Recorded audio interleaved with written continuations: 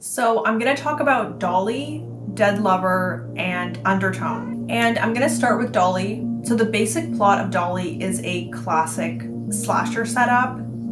This couple ventures into the woods to go hiking. They are very much in love. They have like a chosen family, really wholesome vibe to them. Actors did an incredible job at setting the scene right away. And I've never seen them before, which chef's kiss. Love when there's a new actor. I don't want to see the same 6 actors every single horror movie. Anyway, while hiking, there's like some weird baby dolls tied, like stapled to trees, and it's just this really creepy vibe, very coquette and gritty, like baby doll vibe. It turns out they're not alone in this forest, and there is a monster slash villain slash woman living in the woods named Dolly, basically. When the couple gets separated, Dolly, the villain, almost severs the husband's leg with the shovel and then severs his jaw with the shovel, and he spends the rest of the movie with no jaw, and he doesn't unalive from this. So it's like this really messed up thing. But the woman, like the fiance, because they were gonna propose, she gets taken into the Dolly's house and dressed up like a doll and treated like a baby doll. The core horror of the movie is what happens inside of the house and just like the chase and the escape and trying to flee this villain. There's also this weird plot line where there was another person kidnapped in the house who's just this guy. I think it basically made no sense, but I'm gonna talk about that in a little bit. The film ends with the woman escaping who was getting tortured inside the house by Dolly. So overall, my thoughts. I gave this a 3.5 stars on Letterboxd, but this is a 5 out of 5 on the nihilism scale. It copies heavily from Texas Chainsaw Massacre, so there is so much grit and gore and depravity in this film. And the practical effects are good. Like, it's really good. It's basically all practical except for some like CGI blood and stuff. But that's kind of to be expected with like indie horror movies. There is some disgusting scenes. Like, this is so disgusting. Like, it is truly, truly very nihilistic. There's scenes of the doll villain forcing the woman to eat gross food, eat rotten milk, suck on her, but the woman bites the off when she bites it off, and there's just like blood. So first of all, what I liked about Dolly, how stylish this movie is. It has perfect film, like beautiful film grain. There are so many shots in the movie that are just stunning, like compositionally beautiful, and they nailed that 70s skin tone thing going on where, like, in the 70s, a lot of slashers and like exploitation movies would shoot in this beautiful film that made skin almost look plasticky. Like, I don't know how to explain it, but you know when you see it.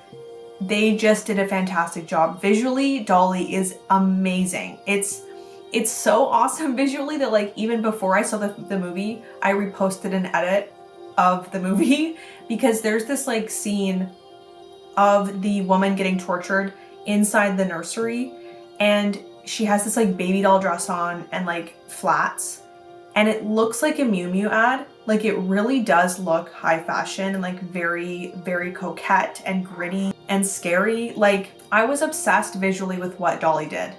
I wish that I could rank movies on visuals alone because that was beautiful. I would say it's similar to In a Violent Nature because it is so gory and it is so beautiful, but it is much less scary than In a Violent Nature because it is less serious. And I think it is less serious not because it means to be, which is a little bit of an issue, especially with a slasher movie. And I think it's because the doll villain is not that scary when it really could be much scarier. Like, the film is super tense and there's a lot of like, oh, is she gonna be able to escape? Because like this doll woman villain is so massive and so strong, like you're really afraid. But I think they leaned a little bit too kitschy on the mask in general and it just kind of made the tone a little bit unserious, and maybe that was the point, but I didn't really fuck with it. Like, I don't think it meshed well with like the visuals and how seriously they were talking about visuals here, obviously. And I think like for what it is, it's perfect, because like all in all, Dolly is a great slasher spatter movie, but it doesn't have that much meat or like plot to really analyze or dig into, and that's okay. Like, we need slasher movies, like beautifully done, visually stunning slasher movies. That's always a good thing. But the reason I'm only giving this 3.5 stars is that design, like that villain design, and the random guy in the movie didn't really make sense to me. Like, I think it was like they were running out of ideas to keep the tension up, and they just like introduced this random guy. And I also don't think there was a strong ethos or like identity around motherhood in this movie. I think it was just like gross out, throw down, slasher horror. And that's okay. Just it could have been really, really, really good. And there was a lot of emphasis on like the villain's like movements. And I don't think it was that scary, the feet dragging thing that they kept honing in on. I think what was scariest about this movie was how the villain was treating humans, because presumably you have this like grave, and there's this obviously corpse in the grave with no head and stuff and no finger. It's like the villain Dolly was thinking that you could like take off body parts of people like you can dolls. And that is very eerie and very scary and chilling.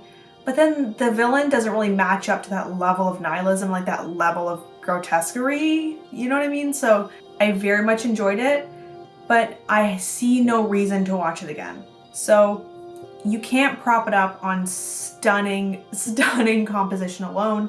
You need a little bit of plot. Acting is great.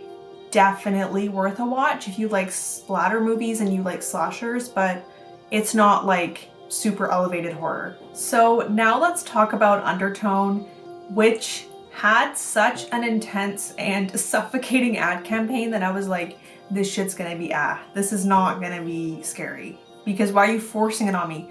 Longlegs did that to me, and I'll never let something do that to me again. But I'm giving it 4 stars. I'm giving it 4 out of 5 on the nihilism scale. So the story is basically a 1 location horror movie, which I usually am obsessed with that. I thought I wanted a little bit more, but I'm not gonna talk about that yet. And it follows this woman who has paused her life to take care of her comatose mother. And so she's moved into her isolated childhood home and moved away from her boyfriend, who she lives with presumably. So she hosts a paranormal creepy podcast called The Undertone with her friend. So on this paranormal podcast, she is like the skeptic, and then the other guy is like the believer, and it's kind of this fun dynamic they have. And they're obviously super popular and have a lot of listeners and stuff. But the movie basically centers around them doing a podcast episode about an email they get sent that has like 10 audio files in it. So the movie is just you reacting to and listening to audio files. So in the recordings, it is basically a couple who are falling deeper into possession by an ancient demon who is actually like a real demon in folklore and in the Bible and stuff. And she basically possesses pregnant mothers or people that are mothers and unalives children. So as they're listening to these files, they start getting possessed as well. And it's just this like slow descent into hell. And the audio summoned the entity. So personally, I thought it was so scary and so effective. Like, I genuinely was so afraid. And I think it is so successful because of what it keeps doing to you over and over again, which is putting you in the position of being the main character. Like, it uses a lot of cinematography to make you feel alone. And there's a lot of like shots of like really wide open spaces, and then like the protagonist, like the main character is at like the corner of the screen, and that happens a lot. And you're feeling like drawn to her for comfort because the rest of the house is so creepy. And there's this like certain je ne sais quoi that like consuming horror or folklore or scary media has when you're alone and you're like in your room or on your laptop or whatever, and it's creepy because you're alone. And somehow this film makes you feel like you're alone. Like it makes you feel like you are the main character in this story, experiencing what she's experiencing. And the audio of it is genuinely so creepy, and you have to like really pay attention, which is why it gets under your skin, is because like there are things you're not hearing, you have to pay attention to them, and you can't just zone out. It's not like a classic horror movie. I feel like there are two types of horror movies. Like there's the type of horror movie that is showing you a stylized horror, and it's like, it's well written, it's a good story, and it's like entertaining or gory or whatever. And then there are some horror movies that are messing with camera, audio, and your emotions, and they're trying to dig under your skin. And I think Undertone literally is constantly trying to get under your skin, and it is so much more of an experience than it is an actual horror movie. And you being in like the one location and you can't leave this house, you're feeling like drawn to the main character in a way where you're like thinking that she can save you as the viewer from feeling uncomfortable, and she can't. And that is how the end is so powerful. She presumably gets unalived by her mother, and her mother becomes possessed by this demon. What I think is fantastic about this film is it mixes real folklore and real stuff with this horror ideas, and it works beautifully. There's some really awesome, not trying too hard, creepy imagery of like children's rhymes, and there's this really coherent and consistent message of like motherhood and the horrors of that. And there was this like line that really creeped me out where they were talking about nursery rhymes having hidden messages, and the message being adults are dangerous sometimes, like telling that to children. That really got me under my skin. Like that really freaked me out. I'm like, why am I so scared right now in the movie theater? I'm so scared. And when I was leaving the theater, I was like saying to my friend, I think that would actually unalive somebody who was not ready for it. I think that's so fucking scary. So if I thought it was so amazing, why did I not give it 5 stars on Letterboxd? I'm gonna say something offensive, and I'm sorry, but I think it was very obvious that it was written and directed by a man when they are talking about the right to choose, especially like, not to say this movie wasn't like political or anything, but I think that's an issue because there are like horrors and dread and there's like a real medical dread that comes with, I don't even know if I can say it on YouTube anymore, but the right to choose, right? The right to choose to be a mother if you are pregnant. And they didn't tap into that at all. Like, it was like this big obvious thing that didn't really get talked about or tapped into. It was just like the horror of if your child dies by this demon, like you're scared of that. And that works, it works. But there is also like a fear that comes with being forced to have children. That's like not only like a medical horror, but it's also like a horror that is really ignored in this movie, especially when they brought like her being pregnant. Like, how did you not tap into it a little bit?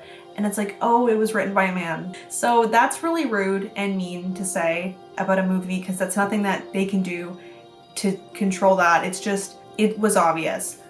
Still, fantastic movie, loved it, but it wasn't written by someone who is in the club of those fears, if that makes sense. I also want to say, like, a lot of the complaints about this movie are like the technological things that they didn't think were like they thought were kind of clunky. But you cannot complain about Undertone being clunky with like her dragging it into GarageBand and stuff if you haven't seen the shrouds, because that, like, literally 60% of that movie is people's thumbs as they're watching stuff on their phone. Like, you can see people's thumbs inside of the screen.